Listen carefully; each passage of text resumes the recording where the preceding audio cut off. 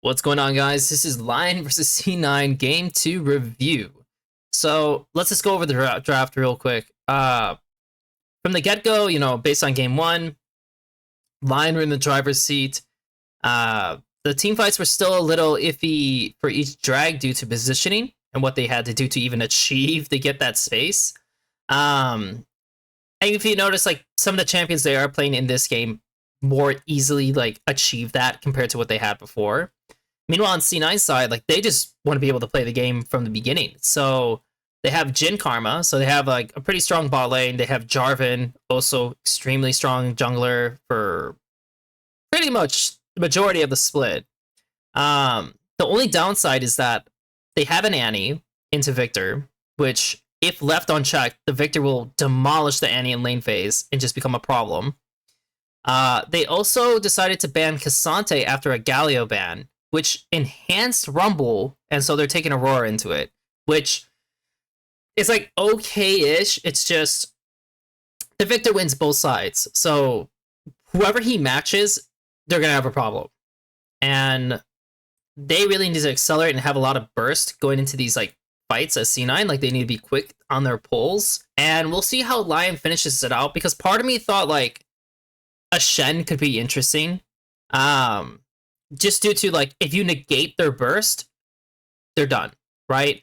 It's just the question is that really a good pick into what they have? Because you do need something, a jungler who can... I don't think they can pick a scaling jungler, like a jungler who's just going to AFK farm, per se. Like, I don't think that's something they can do. The Fury. That is a lot different than what I was imagining, because I thought it was going to be something a little bit more... something that could be a bit more proactive, like a Pantheon or something like that, though Pantheon's not necessarily...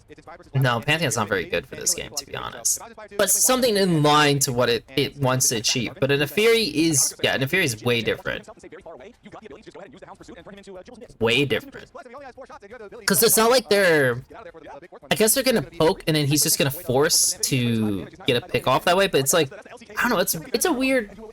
I don't know what to think of it. I guess we'll see how it, like, see what he looks for to achieve in the game. I do like that he's pathing to top again.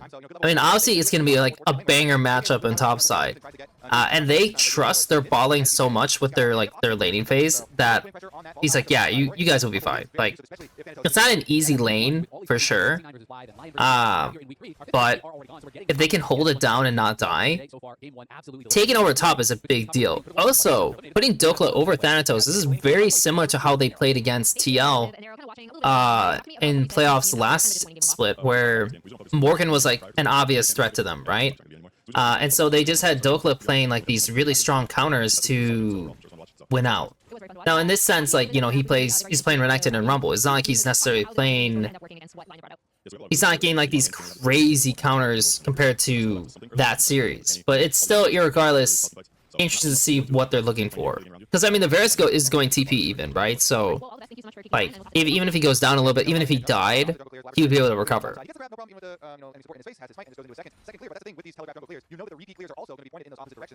And so far, I mean, we're just seeing some full clears. I mean, they get the Annie flash, which is great. I mean, she hasn't based yet, right? It's like this guy's obviously holding the wave.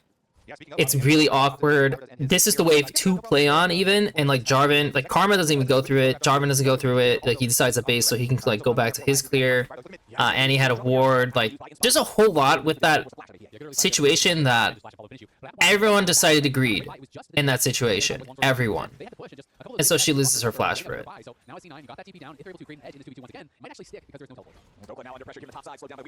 And he's... I do not know if I really like him doing this.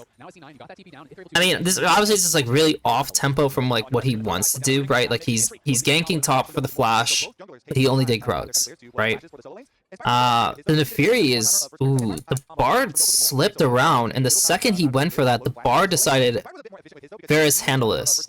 Like, can you 1v2? And he positions in a way that allows them to, one, they have the chance to play for the camps, but two, it's actually pretty creative gank, because I mean, they see him slipping, so they're thinking they're playing for mid. So the Annie's gonna like give up what she can do, right? Like, she's not going to contest forward because the Bard could portal over, so she's just going to base. Which in return leads them to this play, which like Sven is like kind of caught out on, and they actually finish it out. That was, dude, that was just a really well played. Also, I kind of like that Inspired did it that way, in a sense, because for him, you know, he could have kept clearing up, right? And so he'd be ahead of his clear, and the game's like pretty like fine. But for the comp they're playing, like if the Jarvan like messes with them too much, the games can be unplayable for the Neferi. So he decides to make a play using the Bard, knowing that his champion's not the best in some of these early looks until 6, and yeah. Shit. I really like what he did. So start here. So he doesn't have control or top or bot or mid, so like he doesn't get the crab. Dokla doesn't have a ward, so he's kind of exposed. And if you look at what the Jarvan did, like after he gets the crab, like obviously top is an easy look. So he should be playing respectively. Also interesting enough is that the Fury knows that like the Jarvan can do kind of whatever he wants. Like they have bot control, his Varus needs to base, so he's kind of like on Inspired side, he's really thinking that like they might play for his bot camps, which if you're the Jarvan, you could do that. Like especially if you look at Saint's conditions, like everything lines up pretty well to look for that. But he decides to go for the top kill. So like the Jarvan has a win-win scenario. So Blabber could do whatever the hell he wants, and he ends up going for this play, which I mean, like, it's kind of annoying that he decides to go, like, the really long way around, because, like, he ends up getting nothing for this. And he didn't even have R, so even if, like, the Rumble started running away, it's not like the Jarvan's... Oh, wait, did he have R? No, he was level, yeah, he got level 6 there, so... That actually was not the best look by Jarvan. It would have been better if he got an assist at least.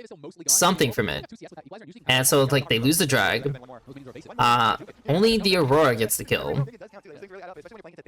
And the Fury's chilling. So it really didn't turn out as well as it could have for the situation that C9 had. Like, both for the plays on bot camps and then also for top game. And so now the Fury's just thinking about doing grubs, right? Like, that's like in her head, you know, I want to do the grubs. I know the Jarvan is going to keep padding into bot side. You know, he has to decide what he wants to do, so I'm just going to start hitting this. We have good vision. Oh, look, there he is. I took, like, what, 1 or 2? So he's pretty happy.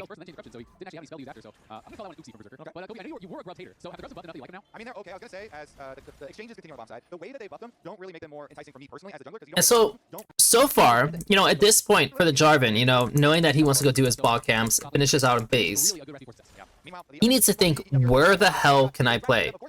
Because coming to do his Raptors, I think is fine, because yeah, Inspired could have taken it. Like, he could have taken the Raptors already. So, and it's securing the grubs is definitely good, right? But now he puts into a spot where he's like, okay, I could gank top again. Technically, I could try to look top and play on this. Of course, then the Fury can match me where I'll just die. Straight up, if he commits like that, he'll probably just die. So that's not like the best outlook. He would very much like to just get the flash on mid and just continue on. Because we're 3 minutes out from drag. So he does need to make a play within like a minute and a half to keep the game going.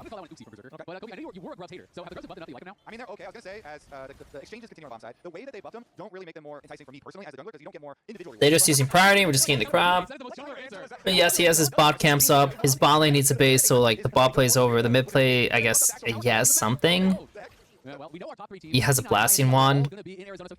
So this is like a very obvious time where like everyone's on resets, and it seems like the one play he looks for is when the Victor's already established on mid, and he's looking to cut this guy, but like he doesn't know where Neferi is. I mean, like, he has no idea what the hell the Neferi is doing. Yeah, he has no idea. So he's just kind of just... He's trying to do, like... This is like the Hambach. I mean... This is like the Hambach at this point. Because Hambach is one of these, like, junglers in the league who puts a lot of focus on attacking like shifting support members, especially Isles. Like was like a player who was getting caught quite a bit in these situations. And so he's looking for him, right?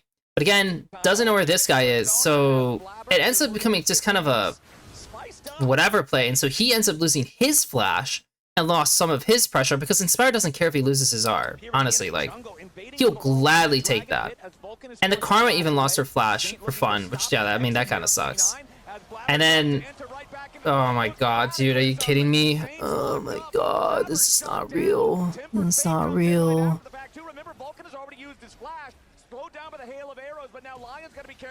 Oh my god. Oh my god, how did that turn out so bad for them? Dude, come on, C9. Like, I don't even know how to like, how do you explain what like just happened? Because like the fact that he flashed away, like you're happy, okay, fine, right? Like, he could have baited this. Like, obviously, him taking the EQ, he's dead. He knows he's 100% dead if he takes this, and he takes it anyways. Like, he could have just tossed the E and see like, if this guy would fake flash, like, or like, you know, reactive flash, not fake flash. And then he even uses Cataclysm afterwards, which is like even funnier. It's like, dude, don't double down. Like, that's even worse. Like, now you don't even have your R. And the fact this guy had the flash as well, so like literally jungle bot lane lost both flashes. Varus and Bard still have theirs, and if Fury lost it, doesn't matter. And Victor lost it, that does matter. But for what they lost, I mean, it gives more opportunity for these guys to play into them. He's buying a ton of time. Oh my god, he got canceled too. You're kidding me. Varus TP. So Varus reactive TPs. Again, it's also on a timer in which Bard is like resetting, right? Like, cause like after all this happens, like Bard resets.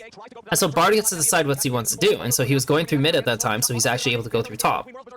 Which gives them opportunity to outlook this. And then yeah, like they have to answer on the bot side, and that's like where Rumble TP comes in. But they sack a little bit to break up that play and get kills.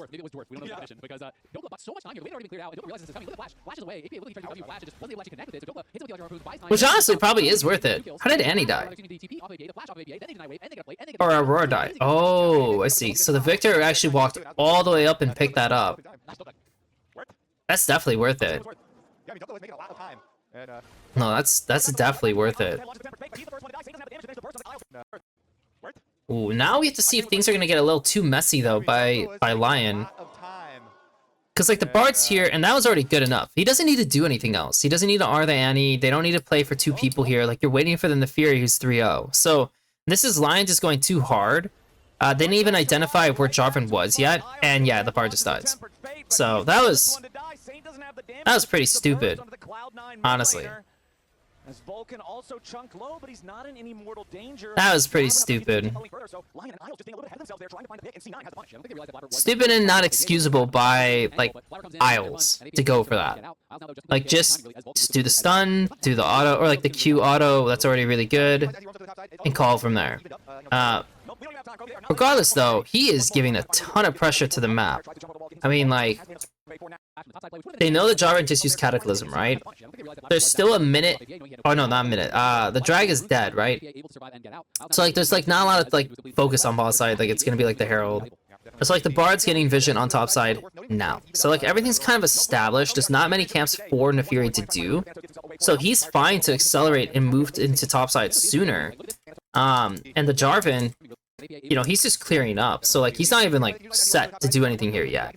The Varus is also first on mid, so he's shoving out mid first. So I mean, like, the only play they really have going for them is that the Annie's able to crash the bot side. But it's kind of interesting to see them stack the solos a little bit, because it gives you a window of power in which, like, yeah, these guys just can't do anything.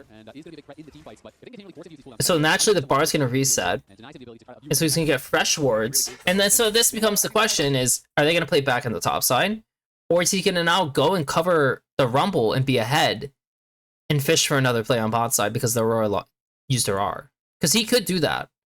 And the likelihood of there being vision there is very small because the Karma's can place her vision on top side, which is going to take up her wards. But no, he repeats in the top side. It's most likely because Herald plus the Crab are coming up. So they're just trying to reinforce that area. Because they know they'll get vision over them, right? Because they're in the cycle, right, of warding and basing, right? And so like they did this the first time. And which then means that the Karma comes in. So like this is like the bar line, right? It's like the Bard, he warded, then he gets to clear, then he gets to ward, or you can say 1 times, right? It looks terrible. Meanwhile, the Karma, on this line, she's clearing, then she's warding, then she has to clear again. So like she's always 1 behind, right? Because this guy's always gonna have vision over her.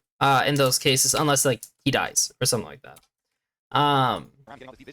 So they're always in a positive position to play for Herald. They have the TP on Rumble. Aurora has no TP as well, which is a big deal, to be honest. And so like they're just looking to contest C9 wherever they're poking their noses at, and then just take the Herald. That's what they did. So very easy. Very easy, and the game is like feeling comfortable because look at the Annie CS now. The Annie's down 30. And like I said, they can swap the Aurora into it, but it's not going to be any better. It's if anything, it's going to be worse. And even though they made a 3-man play to get the flash onto, get Rumble's flash so they have a side to play through, it does expose mid. You know, like, they should be trying to force flash plays on the Varus so they have ways to play off of mid, which is like kind of like their strength. But going through side like this, like, they just didn't have control of 2 lanes and they have Herald, so that's always pretty spooky.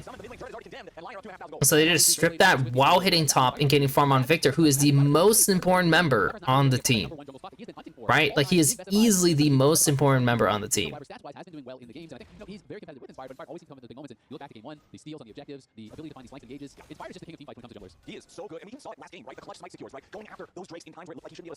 I don't know, man.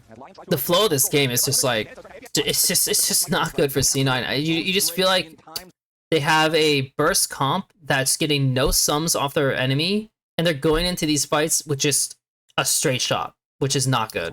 Like, it makes it so much harder to execute your comp when in those situations. But maybe they'll do it. We'll see. So, oh no.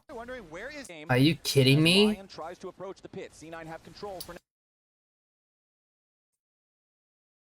I mean, even if, let's say, he instantly, like, stunned this guy, I mean, it could work. It could work. Like, Blabber's not really in a position... If they were imagining that he was going to jump over, Blabber would be here, or something like that, or, like, here, and so when he does this, Blabber could just walk over and EQ. And if he can do that without having the flash, they probably can kill Nefiri. And it's not bad. You know, it's, like, actually a pretty good look. Unfortunately, he misses. So he misses, and now Inspire just kind of, dude, he just took all their. Ooh, still died though. I was gonna say, like, he is playing on.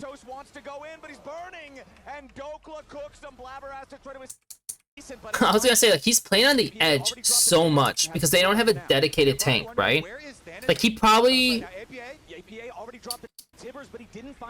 I don't know, man. Like, that's so ballsy what he's doing.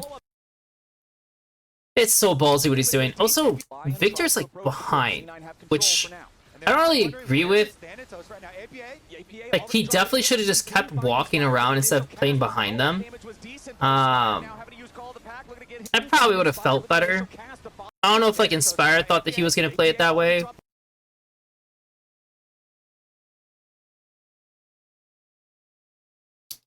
I think at this point, though, the Rumble ulti should come down onto Blabber and APA here. let's say they were gonna play it this way, right? I wonder if him. Actually, I wonder if him flanking is good on Victor. For now. And they're probably wondering where is Thanatos right now. APA Lyon tries to approach the pit. C9 have control for now. and they're probably wondering where is Thanatos. I think it's too late because it makes sense for him to walk around initially. Because but if I see a line like this, technically him flanking is good, technically. But it's like kind of too late. Right now, APA already dropped the tip. But if Rumble ultied on this timer on these guys, for one, they have to make a decision to either like walk into this guy or walk out this way. So now it gives inspired breathing room. That's like kind of like all you're trying to do. You're trying to give breathing room. Then you can kind of push into these guys here individually, and then they're gonna want to shift up. So now inspired is able to do whatever the hell he wants. Victor walking around probably is still better. You know, it's kind of like what I'm thinking. But yeah, I mean, it was a little awkward. They had to figure some things out, and unfortunately for C9, like they got the drag, they should not commit. Like they're just thinking too much about like looking for a play when Annie has no R, Jarvan has no R. Like we're just wasting our time, and we just suddenly gave them a couple free kills. And again, keep in mind they're the team who outscales you. Like you do get outscaled in this game. So the dragon is important. The dragon is very important, and you got that. Don't throw your limes away, Thanatos, and try to commit into this, or else it's just GG. So Yeah, it looks like just a little bit short there. Not quite in range. yeah, I don't know, man. It's just I feel like Lions would not do that. I feel like if they got the drag, they would have been fine with like just dipping at that point. And I think maybe if C9 play a little slower after they killed Inspired and just got a dragon, but they probably got really hyped up. You know, like, we got So now, once again, you know, they have all their flashes up except Rumble, and he's the only guy who pretty much hasn't had his flash up for most of this game, compared to the rest. So how do we get those sums? That is the question they have to answer. How do we get those sums? Because the Bard is going to be faster than Karma at running around and getting vision. So like if he's spotting you, you can't make any plays. Again, the Victor is steadily getting further ahead of the Annie, which that's going to be a problem. And if it looks like they're just eyeing mid, Irma, but doing nothing on C9's side. Like, if I'm looking at Blabber, like he's just taking camps. It's been 2 minutes. We haven't made a single play. The Rumble got his flashback. Everyone's got their flashes for this except for Thanatos, it looks like. No, Thanatos should have it back. But like Annie just like got vision, but she let the bot wave slip, so now she's just gonna like not touch the wave at all and just sit here the entire time. Naturally Lion's gonna like test them with poke.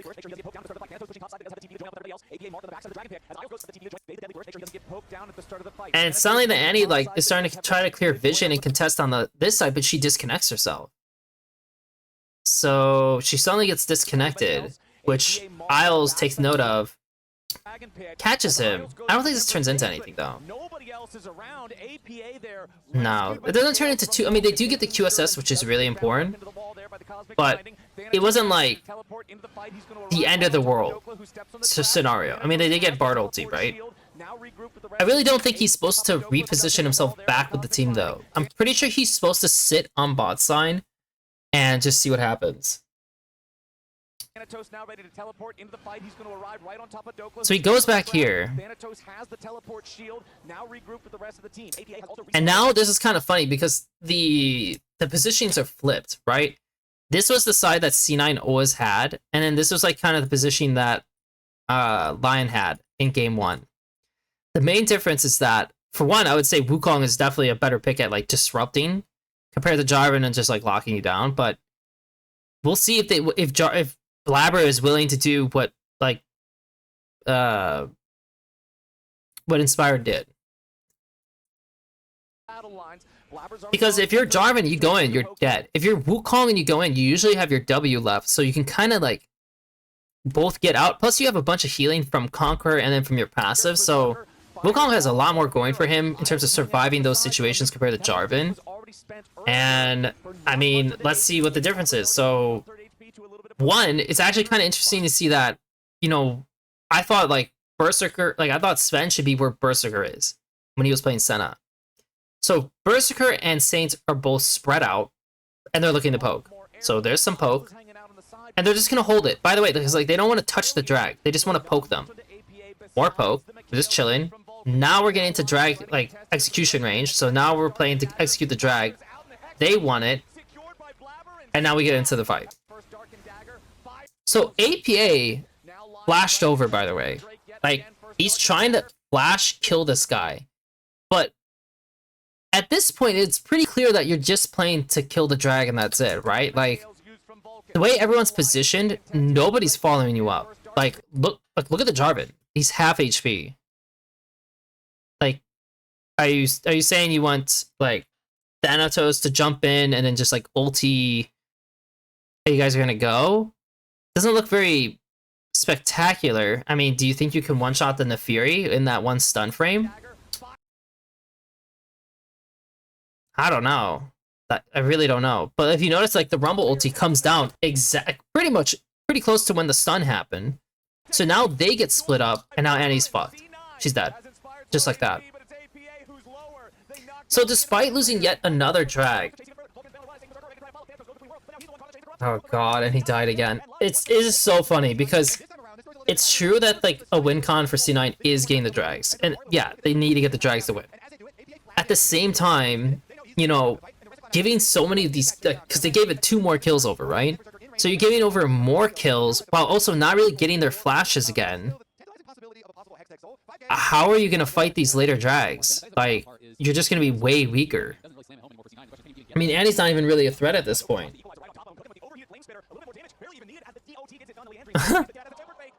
Like, what? I mean, like, the Rumble's literally just killing this guy now. Oh, that's so rough, man. The fact that Annie's literally just dying to Rumble. And they both didn't have flash. That's pretty good, actually. Even if he dies, it's not a big deal. I mean, if Thanatos dies, it's a big deal. Okay, they just lost Baron. I was gonna say, like, if Jarvan kills the Victor, it's just, like, not the worst thing. But Thanatos having to die, that's pretty rough. Because, like, while this is happening, it's just such a weird timer, no? Like, the Bard and the Karma are obviously both fighting for top vision. The Victor's first on top wave, so the Aurora's gonna collect late. Like, the Jarvan, again, he's just doing some camps and they're just, like, chilling out. God, it's just a terrible, like, oh my god, it's just such a terrible timer for him to die. Because nobody here can help him. And they're also not in position to do any play. And the Aurora ended up leaning into bot side to cover mid. Or, like, leaned into mid to cover as the Jhin leaned into bot to cover the death. But the Jarvan's like, we need to do something. I feel like if he actually just took the flash as is, that would have been so good. Yeah, he should have just taken the flash as is, man. Like, that was, like, literally exactly what they needed. They needed to have like, someone exposed to play off of. And he just went for more. Like, he was just like, I have to go for more. Oh, man. And now that means the next drag is basically impossible to contest. Not even from just, like, sheer strength difference, but just... I mean, they just can't fight because it's Baron. Like, they're going to be shoved in, there's no angle.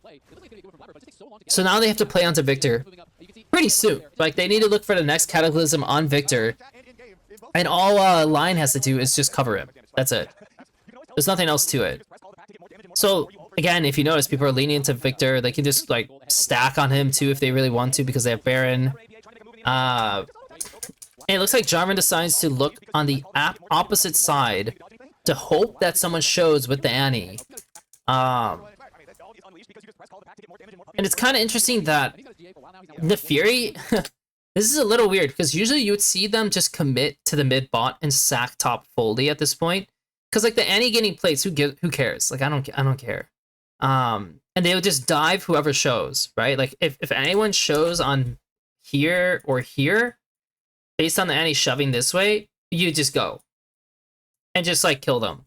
And in many ways, that's like a much simpler play to go for on Lion's side, and probably a better play to go for on Lion's side. But he decides to go here, knowing that Jarvan is like probably in this area, and like mess with him. And I wonder if that's better in a way to just keep the Jarvan distracted, because that's probably also partially like why he's doing this.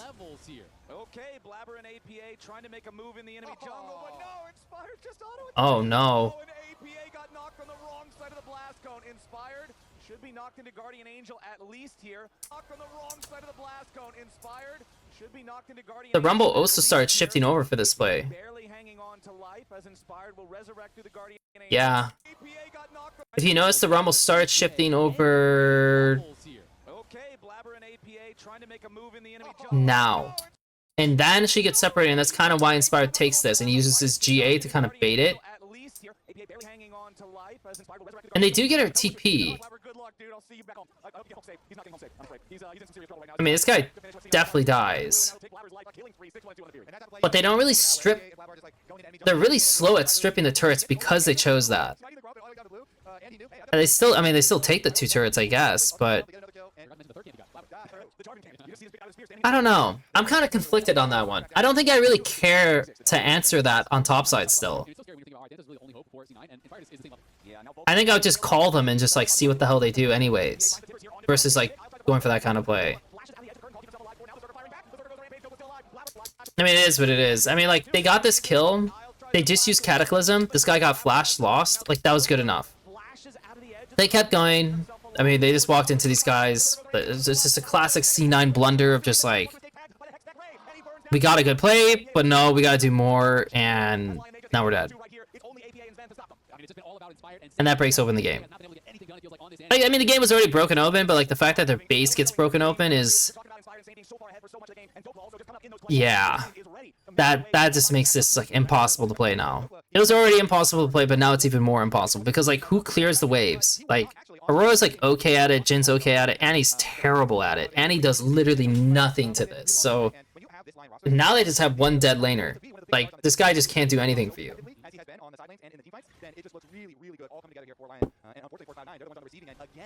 Actually, the victor gets Zonia, so he's not really a play.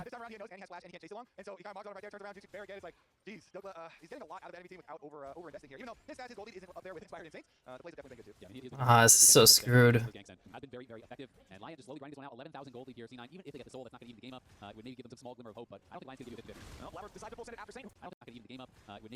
I mean, he has to look for it, right? I mean, like, I get what they're doing. So he got the flash. I mean, like I said, like that's like what they needed more of. Unfortunately, this guy ended up TPing and doesn't have flash, so he kind of just dies. It's another Baron. Game kind of extends. No way they could ever fight the drag. Another drag lost. And he's just trying to find like the Giga flank. He ends up sacking the flank, but then actually gets spotted, so he dies. And they kind of finish out the game there. So, MVP of this game, I mean, this is like... I feel like in terms of the early game, it's probably Isles, but also it definitely Dokla does get a nod in this game, because he was playing weak side more so than Saint, and he was drawing like a good amount of pressure. I mean, like they're definitely trying to play into him inside, and yet he maintained. And then he still found plays. Like, I don't know. At the end of the day, for sure, like Isles was a big pivotal point towards their map success. And yeah, it probably does go to Isles for this one. And then Dokla's probably like second or something like that. Damn, dude. But also Berserker did a pretty good job, because again, he also was playing weak side and even 1v2 at times to let Isles do what he was doing. So all in all, I'd just say like their whole squad did a great job with this game. on C9's side, I mean, like I said, Blabber, like he just needed more stuff to get. I mean, he had to do more, man. He really needed to do more. In these like down periods for the team, downtime periods, and then for Thanatos, he kind of griefed it a bit. APA also griefed it a bit. So like your soul laners were not performing. He was not performing. Karma was like okay, and like what the hell was Jin supposed to do in this game? If everyone else is playing like that, Jin doesn't do anything. So all in all, this was just wow. I mean, they just got outplayed. I don't know what to say. They really just got outplayed. That's I hope the next is a little better.